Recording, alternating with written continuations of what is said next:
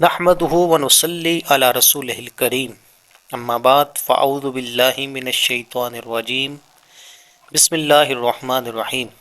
پیغام حق Islamic institute کے تحت منعقدہ 7 روزہ آسان ترجمہ تفسیر کورس کا آج 5واں لیکچر ہے۔ اس لیکچر میں ہم سورہ تکاثر کا آسان ترجمہ و تفسیر سماعت کریں گے۔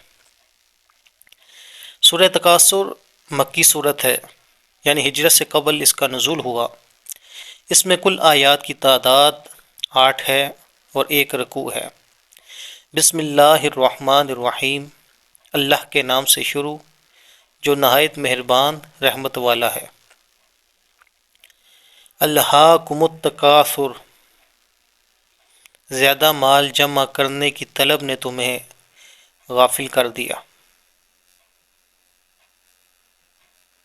یعنی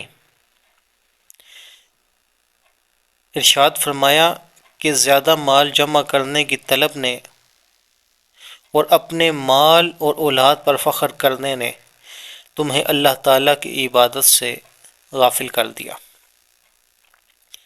اس سے معلوم ہوا کہ کثرت مال کی حرص اور اس پر اور اولاد پر فخر کرنا مذموم ہے، اور اس میں مبتلا ہو کر آدمی اخروی سعادتوں سے محروم ہو جاتا ہے، جیسا کہ خالق کائنات جل جلالہ نے قرآن مجید فرقان حمید سورہ منافقون کی آیت نمبر 9 میں ارشاد فرمایا، یا ایھا الذین آمنوا لا تلہکم اموالکم ولا اولادکم عن ذکر اللہ ومن یفعل ذلک فاولئک هم الخاسرون، کہ اے ایمان والو، تمہارے مال اور تمہاری اولاد تمہیں اللہ کے ذکر سے غافل نہ کر دے، اور جو ایسا کرے گا تو وہی لوگ نقصان اٹھانے والے ہیں۔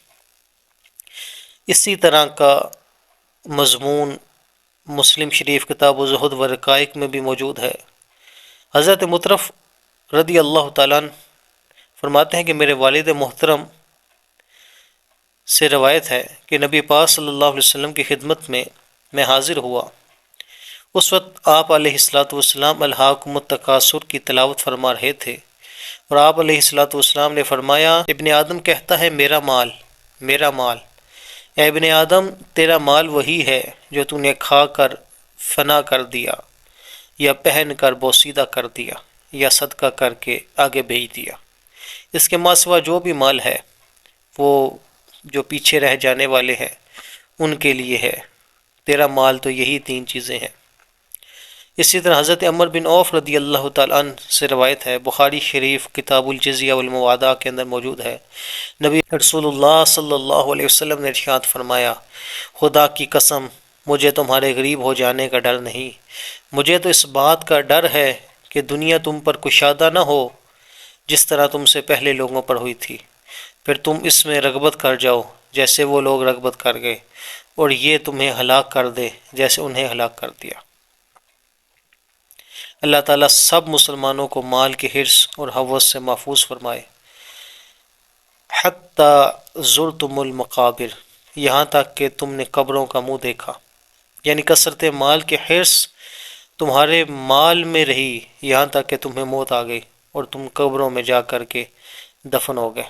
یاد رکھیں، جس مال کے زیادہ ہونے کی حرص کی جاتی ہے اور جس اولاد پر فخر و غرور کا اظہار کیا جاتا ہے، ان کی حقیقت یہ ہے کہ یہ اس وقت تک انسان کے ساتھ رہتے ہیں جب تک اس کے جسم میں روح باقی ہے، اور جیسے ہی روح اس کے تن سے جدا ہوتی ہے اور اسے قبر میں دفن کر دیا جاتا ہے تو وہ مال اور اولاد اس کا ساتھ چھوڑ دیتے ہیں، اور قبر میں اس کے ساتھ صرف اس کا عمل جاتا ہے۔ لہٰذا ہر عقل مند انسان کو چاہیے کہ وہ مال زیادہ ہونے کی حرص کرنے اور اپنی اولاد پر فخر و غرور کرنے کے بجائے نیک اعمال زیادہ کرنے کی کوشش کرے، تاکہ یہ قبر میں اس کے بہترین ساتھی ہوں۔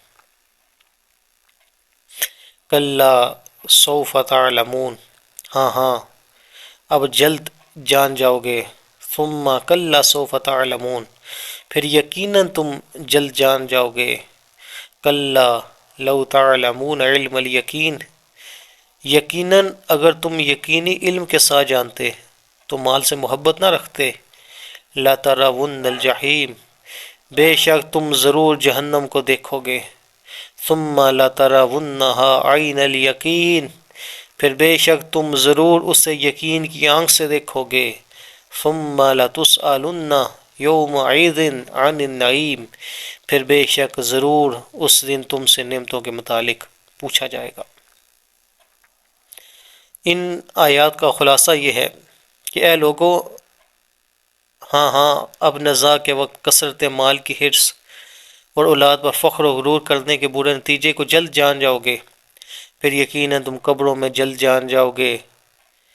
یقیناً اگر تم مال کی حرص کا انجام یقینی علم کے ساتھ جانتے تو مال کی حرص میں مبتلا ہو کر آخرت سے غافل نہ ہوتے۔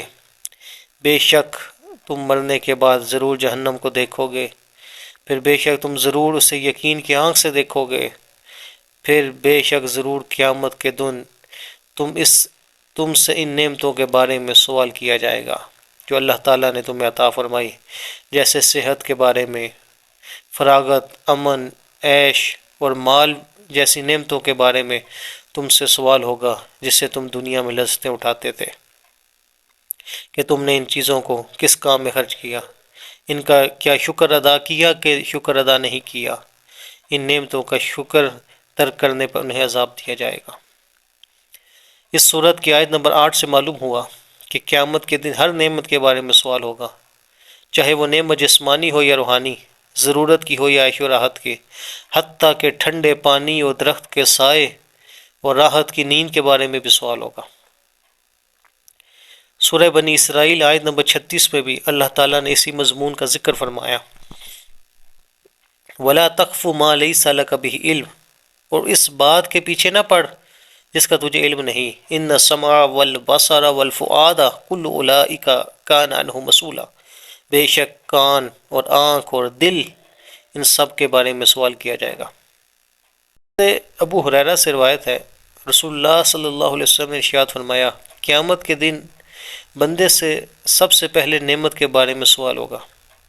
اس سے پوچھا جائے گا کیا ہم نے تمہیں جسمانی صحت نہ دی اور ٹھنڈے پانی سے سیراب نہ کیا؟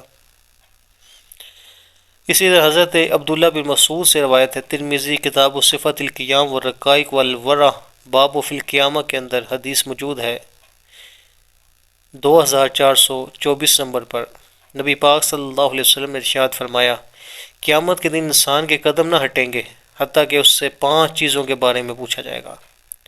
نمبر 1، اس کی عمر کے بارے میں، کس چیز میں خرچ کی۔ نمبر 2، اس کی جوانی کے بارے میں، کس کام میں گزاری۔ نمبر 3 اور 4، اس کے مال کے بارے میں، کہاں سے کمایا اور کہاں خرچ کیا۔ نمبر 5، اس کے علم کے بارے میں، اس پر اس نے کتنا عمل کیا۔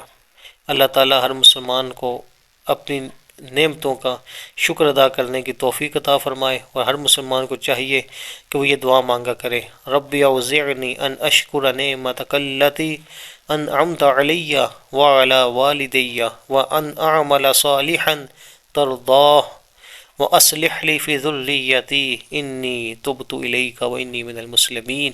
اے میرے رب، مجھے توفیق دے میں تیری نعمت کا شکر ادا کروں جو تو نے مجھ پر اور میرے ماں باپ پر فرمائی، اور میں وہ کام کروں جس سے تو راضی ہو جائے، اور میرے لیے میری اولاد میں نیکی رکھ، میں نے تیری طرف رجوع کیا اور میں مسلمانوں میں سے ہوں۔ وآخر دعوایا ان الحمد للہ رب العالمین۔